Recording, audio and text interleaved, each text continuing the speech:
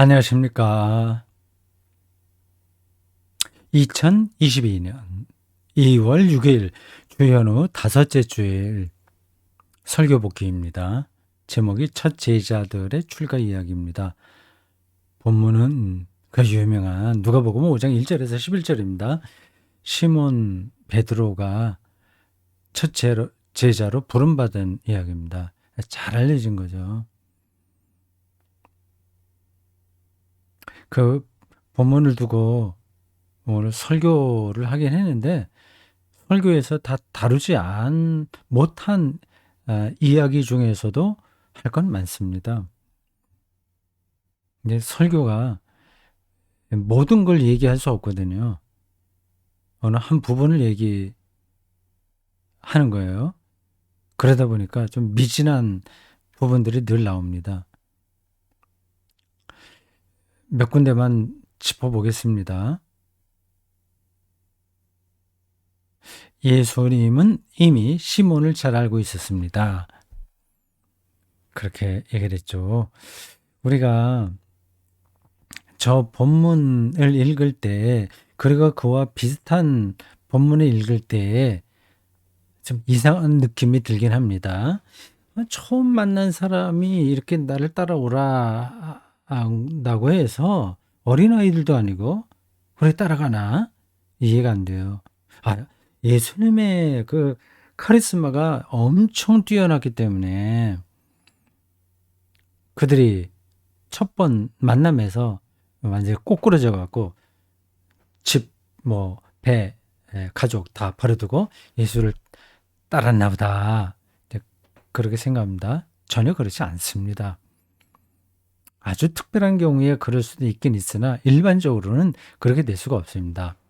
제자들이라고 해서 늘 특별한 경우는 아니거든요.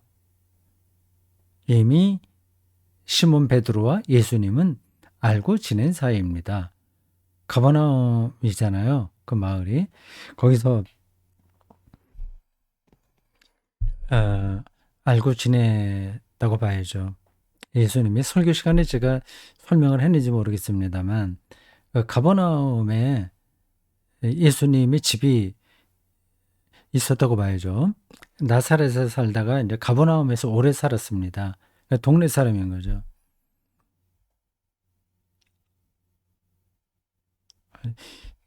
그 오늘 본문 그 바로 앞에 그 시몬 베드로의 집에 예수님이 들렸을 때 시몬 베드로의 장모가 열병 들어 있는 걸 보고 고치셨다는 이야기가 나오죠. 그러니까 요 부름을 받던 사건 앞에 이미 시몬 베드로의 집을 예수님이 드나들었다는 이야기입니다. 네, 그런 걸 놓고 본다면 이미 잘 알고 있었던 관계예요.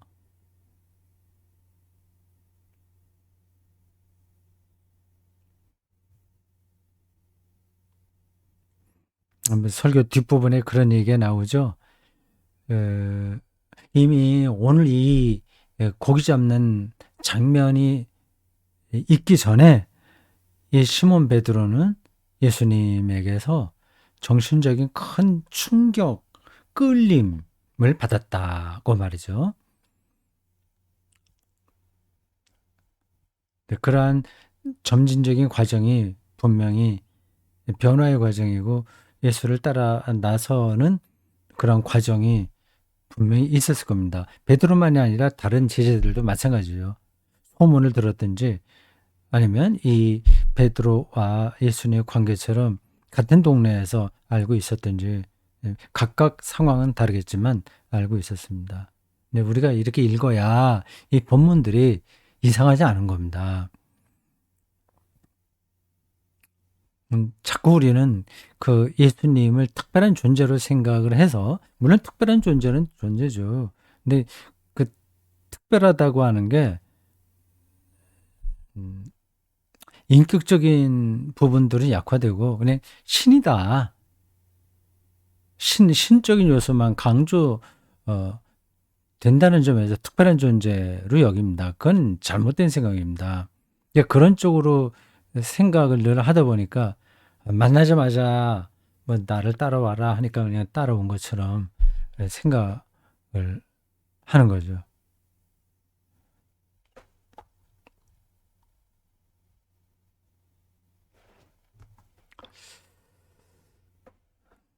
자, 요 안경이 제가 안경이 몇 개가 있는데 잘 때에 따라서 잘 보이기 어떤 게 잘 보이기도 하고 덜 보이기도 하고 뭐 그렇습니다.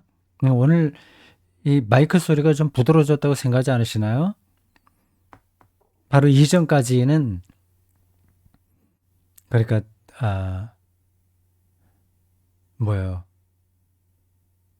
그 누가복음 토페 읽기를 어저께 녹화를 했는데 다음 주에 나갈 걸 미리 토요일 날 합니다. 그때까지는 핀 마이크를 사용했어요.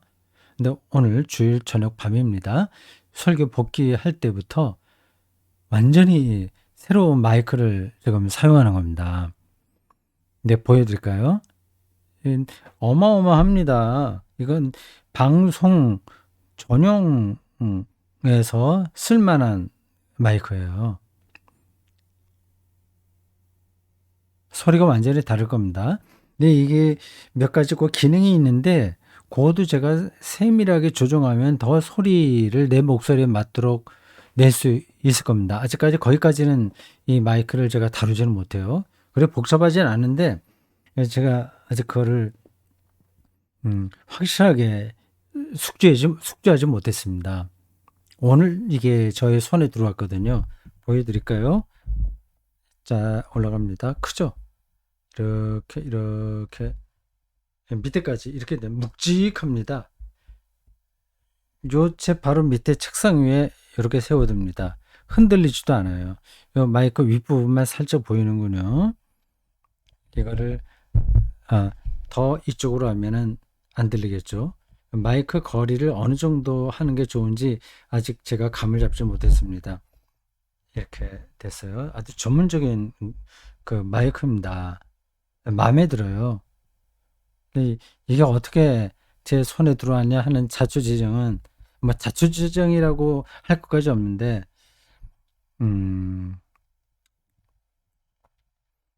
그건 뭐 특별히 비밀은 아닙니다. 우리 어떤 분이 오늘 예배 때 어떤 분이 그 저의 강독을 종종 들으셨는지 어떤지 마이크가 좀 오디오가 좀 시원치 않다고 느끼셨나 보죠.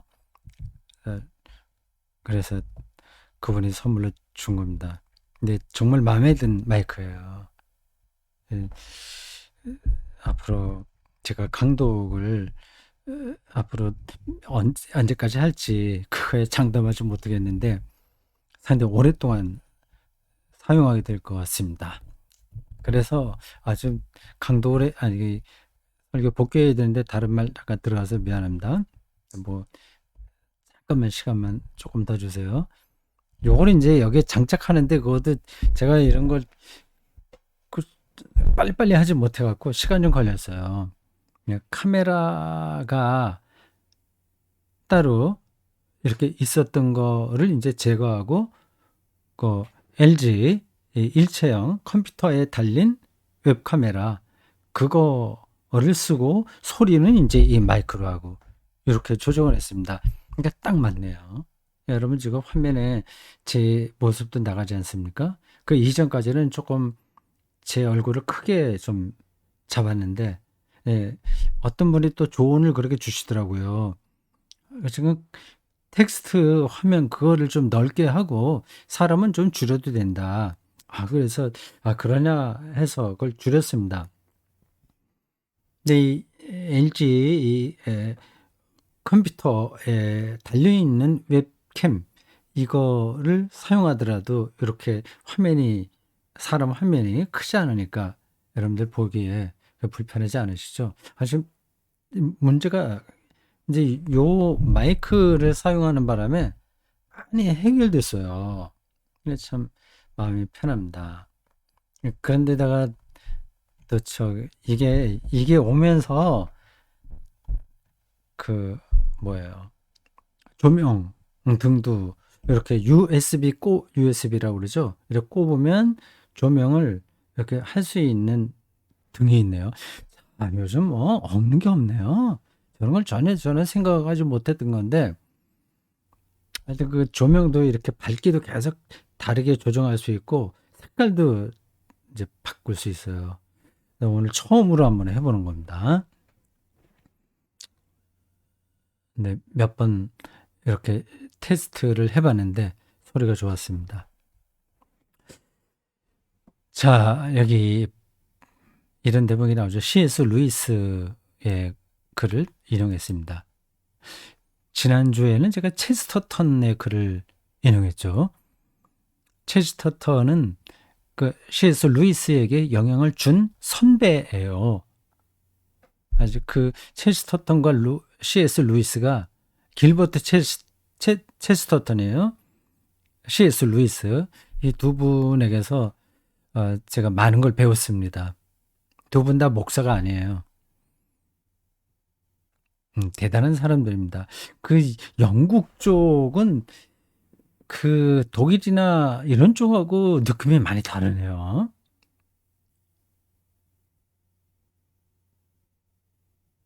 그 뭐 어떤 영화 있죠? 반지의 제왕 이런 게 이제 영국 스타일이에요. 그걸 제가 어, 정확하게 구분해서 말씀드리긴 좀 준비가 안 됐습니다. 근데 느낌이 어쨌든 다릅니다. 그 북유럽의 어둠침침한 느낌들이 들어있어요. 신학 글들도 그렇습니다. 체스터턴과 C.S. 루이스. 근데 아주 인간을 정확하게 이해하고 기독교 정통에 대한 이해도 분명해서 그 글을 정말 맛깔나게 쓰네요. 도움을 많이 받았습니다.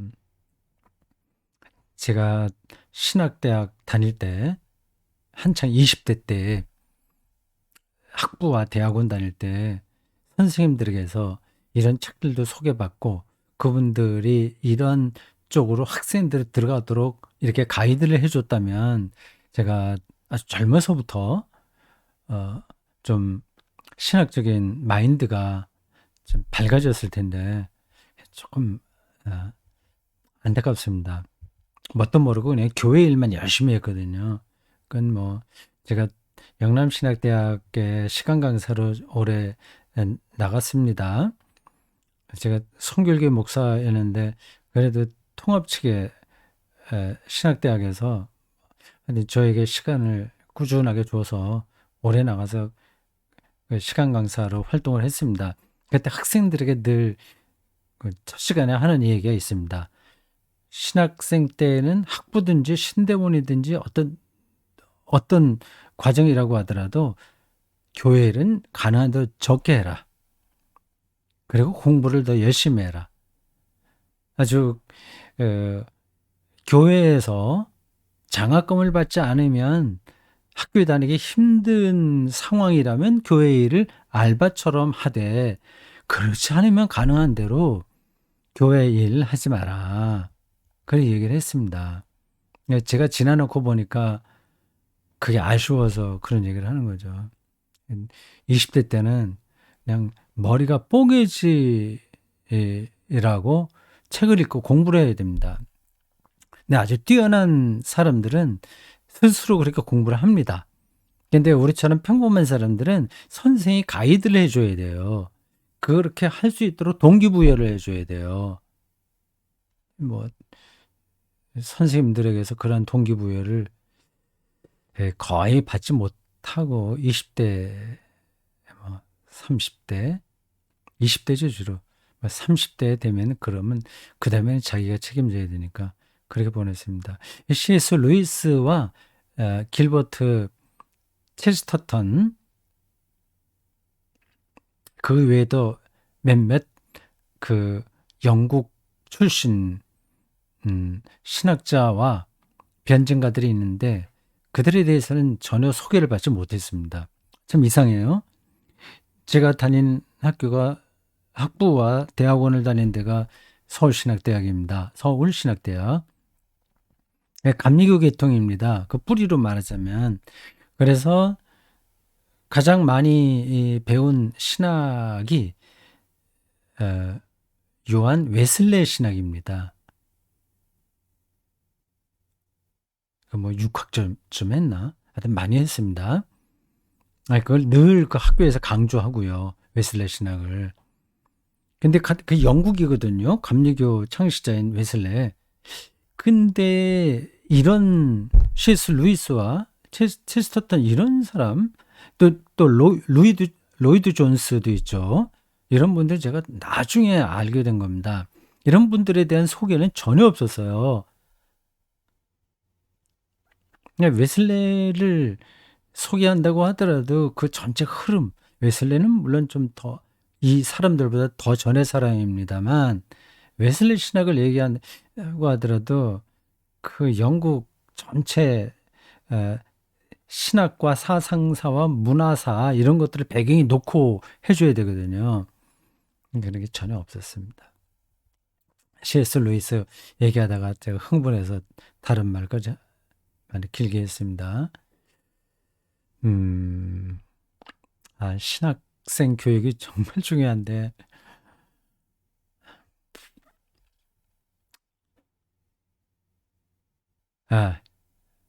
C.S. 루이스가 이런 얘기를 하네요. 죽음을 대하는 태도는 세 가지밖에 없다고 봅니다. 죽음을 갈망하거나, 루이스는 이제 갈망하는 거죠. 죽음의 충동, 타나토스라고 하는 이제 그런 차원을 얘기하는 게 아닙니다. 갈망, 새로운 하나님의 생명으로의 변화에 대한 갈망인 거죠. 죽기를 바란다 그런 뜻이 아닙니다. 두려워하지 않은 거죠. 죽음의 너머에 하나님의 생명으로 들어간다는 희망인 겁니다. 그러니까 잘 이해가 안 되시죠? 어떻게 그게 그런 희망을 가질 수 있다고 그래? 생각이 잘 안 되시죠? 우리의 내공이 좀 부족해서 그렇습니다. 네, 뭐 흔한 말로 우물 안에 개구리 식으로 우리가 삽니다. 자기 세계에 폐쇄돼서 삽니다. 다른 사람, 자기보다 영적으로 어른인 사람들의 생각을 안 따라가려고 그럽니다. 그걸 이해를 못 하는 거죠. 그 이해를 못 하니까 부정하게 되는 겁니다. 죽음을 갈망한다는 게 죽고 싶다 이제 그런 뜻이 아니라 이 생명을 죽음 너머에까지 크게 확장해서 그 변화된 세계에 대한 희망을 안고 사는 겁니다. 그게 이해가 되는 사람들은 되고 아닌 사람은 아닌 거죠. 갈망하거나 루이스가 그랬어요. 루이스에 대해서 좀 할 말이 많이 있습니다. 제가 루이스 전문가는 아닌데 저 할 말이 많아요. 대단한 사람입니다. 두려워하거나 무시하거나 이렇게 된다고 그래요. 그렇죠. 잘 보고 있죠. 근데 현대인들은 세 번째 것을 건강한 태도라고 부른다. 뭐 지금도 그렇습니다. 좀 지성인들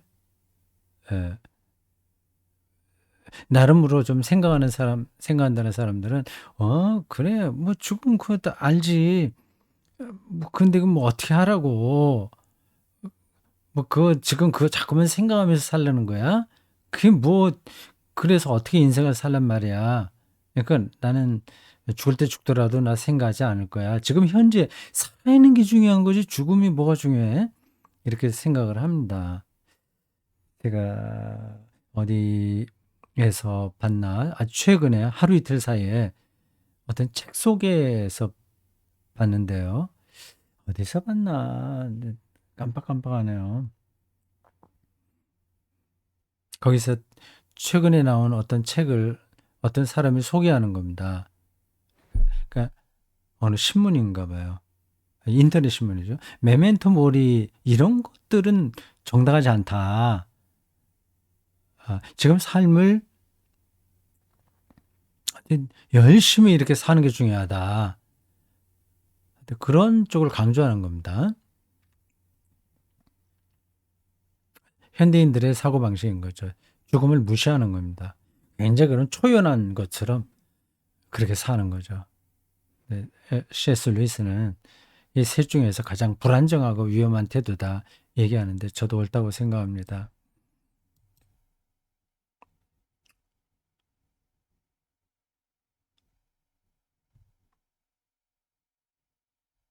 이걸 이 이야기를 왜 제가 인용을 했죠? 그건 지금 여러분들이 나중에 보시기 바랍니다.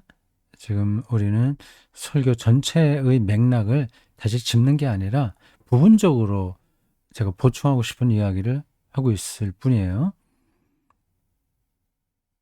힐링 캠프라고 불릴 만한 이러한 치유 방법론들이 지금 많잖아요.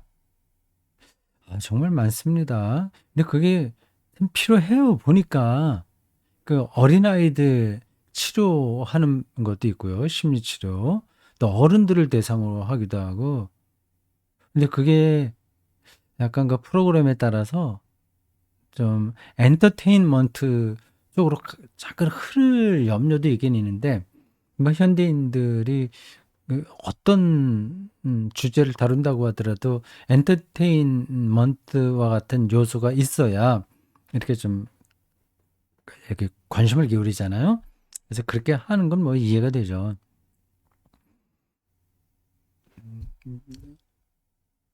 그러한 상담이나 힐링 캠프와 같이 이러한 방법론들이 필요하다고 생각을 하긴 하지만 그걸로는 충분하지 않다 그 얘기입니다. 그리고 거기에만 의존하는 것도 그리스도인에게는 옳지 않다고 생각합니다. 그런 정도가 아니라 저는 근본적으로 거기에 대해서는 조금 회의적이에요.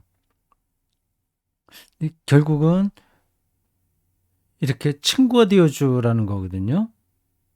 외로운 사람들, 트라우마에 떨어진 사람들, 상처받은 사람들에게 공감한다는 거죠. 공감. 네가 오라 무조건 그 말하는 게 아니라 충분하게 그 사람의 입장에 들어가서 정말 공감해주고 친구가 되어주고 그런 프로그램들을 많이 개발하는 겁니다. 그럼 얼마나 위로가 되겠어요. 근데 교회에서도 꼭 예배만 드리기 위해서가 아니라 많은 사람들이 공감하려고 나가는 거 아니겠어요? 그러면 김 집사, 박 집사, 최 장로 이런 사람들하고 같이 있으면 뭔가 통하는 게 있으니까 영적인 코드라고 할까? 그게 나름으로 이제 힐링의 역할을 하는 겁니다. 그런 것들은 제가 보기에는 주변적인 요소입니다. 주변부적인 거예요. 그러니까 예배를 정말 예배답게 드릴 수 있으면 그런 코이노니아나 어떤 그 친교 이런 것들이 사실은 많이 필요하지 않습니다. 없어도 돼요. 즉 교회에 이 코이노니아가 필요 없다는 뜻은 아닙니다. 약간 그걸 너무 중심으로 잡으면 안 된다는 거죠. 저 얘기를 하다가 설교 시간에 내가 개인적인 간증도 좀 할 만한 게 있는데라고 말씀 드린 것 같은데요. 맞죠? 저도 그 트라우마라고 말할 수 있는 것들이 많이 있었습니다. 젊었을 때요. 네, 어렸을 때서부터 그러한 어려운 과정에서 살았으니까 이제 아버지에 대한 느낌도 그렇고 이거 개인적인 얘기는 할 필요가 없는데 다 지나간 얘기인데 네, 술도 많이 드시고 어렸을 때 그 술 드시고 들어와서 밤에 아이들 다 깨우고 고함 많이 치고 또 자기 아내에게 난폭하게 하고 그리고 저에게 그 술 사오라고 하는 심부름 많이 시키고 추울 때도 가서 주전자 하나 들고 그 동네 어디 주막집에 가서 막걸리도 사와야 되고 별로 좋은 것들이 그런 경험들이 많이 없었어요. 근데 그 외에도 두루두루두루 많이 있어서 상당히 그 무의식 세계에서도 어두운 부분들이 많이 있었습니다. 그래서 밤에 잘 때 눈을 감으면 그냥 막 너무 이제 막 어두운 시커먼 것들이 막 이렇게 연상이 돼서 좀 힘들었죠. 그런 게 좀 상당히 젊은 시절에 그런 기간이 있었습니다. 고등학교, 대학교, 뭐 거의 한 20대까지 다 그런 것 같아요. 그게 언제까지 그런 현상이 있었는지는 잘 모르겠습니다. 강박이나 불안이나 그런 게 다 중첩됐겠죠. 뭐 그런 거 지금 같다면 뭐 정신과에 가서 좀 약도 좀 받고 그래서 그런 시기를 좀 이렇게 그 도움을 받아서 지날 수 있는데 그때는 뭐 그런 것도 없었어요. 근데 제가 신학 공부하고 또 꾸준하게 그런 쪽으로 아 훈련인가? 하여튼 그런 하나님과의 관계에 집중하다 보니까 어느 사이에 모든 것들이 이제 깨끗해졌습니다. 그런 뭐 증상들이 하나도 없는 거죠. 이거하고 딱 또 떨어진다, 맞는다는 얘기는 아니고요. 근데 힐링 캠프 비슷하게 해서 뭐 이렇게 뭐 공명해주고 뭐 놀이도 같이 하고 뭐 그 연극 테라피도 하고 많은 방법들이 있지 않습니까? 그 조금 위로가 되긴 할 텐데 그걸로 정말로 우리의 영혼이 치료가 되겠나? 네, 그런 생각이죠. 하나님과의 관계에서만 우리의 모든 문제들이 해결된다고 저는 신학적으로도 그렇게 생각하고 제 지나온 과거의 삶의 과정을 통해서도 그렇게 확신합니다. 이렇게 썼죠. 우리 인간의 영혼은 그런 심리학은 과학이에요. 심리를 과학적으로 연구하는 거거든요. 뇌과학, 생리학 이런 것으로 인간의 영혼을 다 재단할 수는 없다. 저는 생각합니다. 하나님과의 관계에서만 참된 힐링이 가능하다고 보는 거죠. 그 뒤에도 나오겠나요? 그러니까 예를 들자면 그런 겁니다. 하나님의 절대적인 통치와 그 신비를 알게 되면 우리는 예수 그리스도를 통해서 그 안에 들어가게 되는데 알게 되면 자기가 너무 그 인식에서 한계가 있고 그리고 인식론적인 한계도 있고 생명을 성취한다고 하는데 어, 우리가 할 수 없다는 사실을 알게 되거든요. 이건 뭐 그렇게 아는 거는 부정적인 차원 같은데 제가 부정적인 차원으로 말씀드리려고 하는 게 아닙니다. 근데 절대적인 실제 리얼리티죠. 절대적인 리얼리티에 대한 강조예요. 하나님은 그렇게 하나님에 대한 그 절대적 신뢰가 있게 되면 내가 축소되는 거고 자기가 축소되면 자기에 대한 연민과 걱정이 없어지게 되는 거예요. 대개 모든 그러한 정신적인 병들은 자기 걱정, 자기 과민, 자기를 드러내려고 하는데 그게 안 될 때 오는 충돌, 뭐 이런 데서 일어나는 거 아니겠습니까? 어떤 피해 의식 이런 것들이요. 그 트라우마가 다 피해를 받기 때문에 되는 거 아니겠어요? 그러니까 절대자를 이게 직면하면 당장 고쳐지진 않겠으나 점진적으로 우리의 영혼이 치료받습니다. 자, 그렇고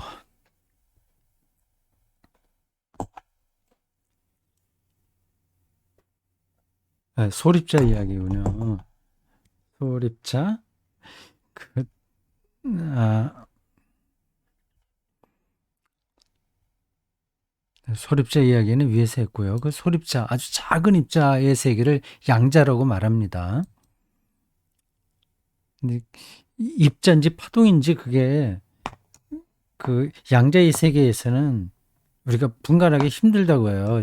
지금 이런 말들이 우리의 일상적인 삶에서는 잘 확인이 안 됩니다. 이게 아주 딴 나라 이야기 같아요. 그 소립, 그 미시의 세계가 그렇습니다. 딴 나라 이야기지만 그게 우리의 실체입니다, 사실은. 우리의 몸을 구성하고 있는 모든 것들은 다 그런 양자로 인해로 만들어진 거니까요. 근데 그게 그 설교 시간에 얘기했지만 이렇게 보통 때는 파동으로 있습니다. 파동으로. 움직임으로 이렇게 있는 거죠. 파도가 이렇게 물결치듯이요. 근데 그거를 측정하려고 하다 보면 그게 입자가 돼 버린다는 겁니다. 입자는 시간과 공간 안에 그렇게 분명하게 있는 거잖아요. 근데 파동은 그냥 쫙 퍼져 있는 거잖아요. 그러니까 그 호숫가에 돌을 던지면 막 물결이 이렇게 치죠. 그게 이제 파동입니다. 근데 물은 또 입자예요. 뭐 제가 물리학에서 직접 확인한 바는 아니고 그냥 책을 읽고 들은 것뿐입니다. 보통 때는 파동으로 있다가 그걸 측정하면 입자가 된다. 도대체 그러한 물질을 우리는 이해를 못하는 겁니다. 뭐 양자 얽힘이라는 개념도 있고 굉장히 복잡해요. 양자를 완전하게 이해한 사람은 지구에 한 사람도 없다는 말이 있더군요. 그건 뭐 특별한 의미가 있는 것 같은데 아주 이상한 현상으로 나타납니다. 근데 우리는 이제 과학자들은 거기까지만 얘기합니다. 이 양자가 얼마나 신비로운 세계인지만을 이야기하는 거예요. 그래서 왜 그런지를 그들은 모릅니다, 사실은. 뭐 그것만 모르겠어요. 들어가면 들어갈수록 모르는 게 더 많아지는 거죠. 뭐 다른 때도 제가 얘기했습니다만 과학의 속성이란 바로 그런 겁니다. 아는 게 많아질수록 모른다고 하는 게 더 많아지는 겁니다. 그래서 뭐 AI다 뭐다 해서 이제 시간의 문제이지 결국은 인간이 모든 존재하는 것들의 이 물리의 세계를 완벽하게 해결해낼 수 있다고 말하는 것은 과학의 속성을 전혀 모르고 하는 이야기입니다. 여태까지 쭉 이렇게 과학도 발전했잖아요. 근데 그러니까 아는 게 많아지긴 했는데 오히려 모르는 게 더 많아진 겁니다. 뭐 똑같은 얘기를 제가 반복했네요. 과학자들은 거기까지만 얘기합니다.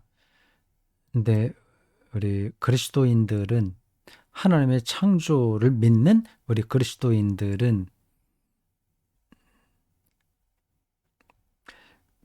그 과학자들이 점점 모를 수밖에 없는 그 세계를 통치하는 분이 하나님이다. 이렇게 생각하죠. 자, 그건 그렇게 넘어갑시다. 수도원 얘기가 나왔죠. 제 제자들이 출가했습니다. 출가 유랑 아, 수도자들로 그들이 산 거예요. 근데 우리는 그렇게 살 수 없고 제가 수도자로 우리는 사는 거다. 그 얘기했습니다. 수도승으로 산다는 거는 아주 특별하다고 여러분들이 생각할지 모르겠는데 특별한 거 없습니다. 자기 삶을 구도적으로 사는 사람은 그게 다 수도승들입니다. 돈을 버는 것만을 계속 붙들고 사는 사람은 뭐 그쪽으로 수도승이죠. 돈 버는 수도승입니다. 거기에 빠져서 사는 거니까.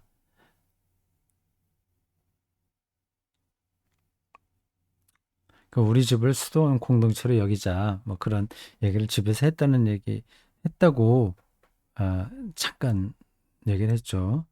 요 대목은 이제 잠깐 쉬어간 설교에서 너무 제가 이렇게 막 그 긴장감 있게 어떤 세계를 말하다 보니까 잠깐 좀 쉬어가야 되겠다. 설교를 듣는 분들도 좀 여유를 가지면 좋겠다 싶어서 한 이야기입니다. 수도원은 공동생활이죠. 기도와 노동으로 이루어집니다. 각자 수도원 안에서 맡은 일들이 있어요. 뭐 기도 그 부분은 접어두고 노동에서도 다 자기 할 일들이 있습니다. 우리 집에서 뭐 서로 나눠서 한다 얘기를 하면서 이제 종을 하나 사겠다. 그 집사람의 의견이었어요. 아직은 사지 않았습니다. 지금 고르고 있어요. 오늘도 교회에서 집에 오면서 다시 한번 그 인터넷으로 스마트폰에서 이제 찾아보더군요. 아주 작은 종들은 보통 현관에 달아 놓기도 해요. 그런 종은 아니고 주물로 된 큰 종이에요. 묵직한 거. 그래야지 그 종소리도 좀 묵직하게 멀리 나가잖아요. 그런 종을 하나 구입하려고 합니다. 재밌을 것 같아요.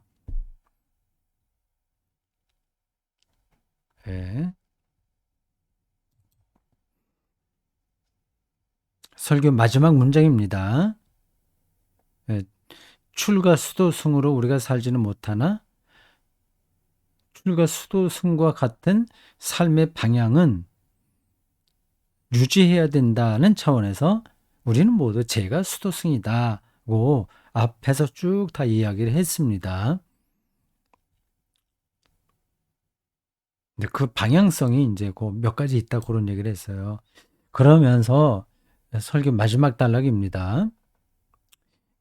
제가 수도승으로 살아가는데 필요한 결정적인 능력은 예수 경험에서 주어집니다. 라고 하는 문장입니다. 결국은 또 다시 예수에게로 돌아가는 거예요. 우리는 그냥 도를 닦는 사람들이 아닙니다.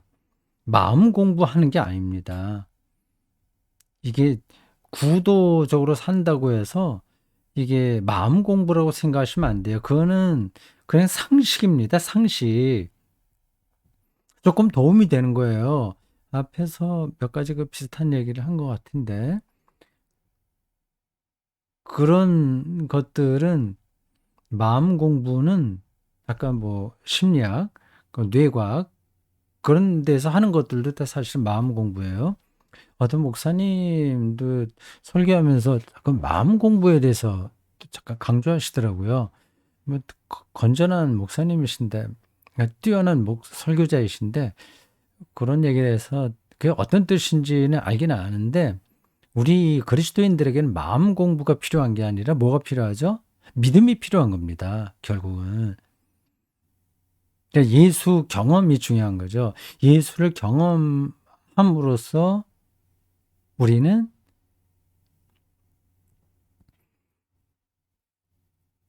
어떻게 되는 거죠? 뭐가 거기서 중요한 거죠?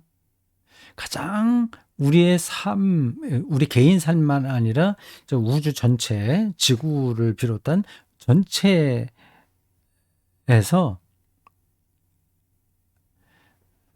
가장 놀랄 만한 어떤 생명 사건을 경험하게 되는 겁니다.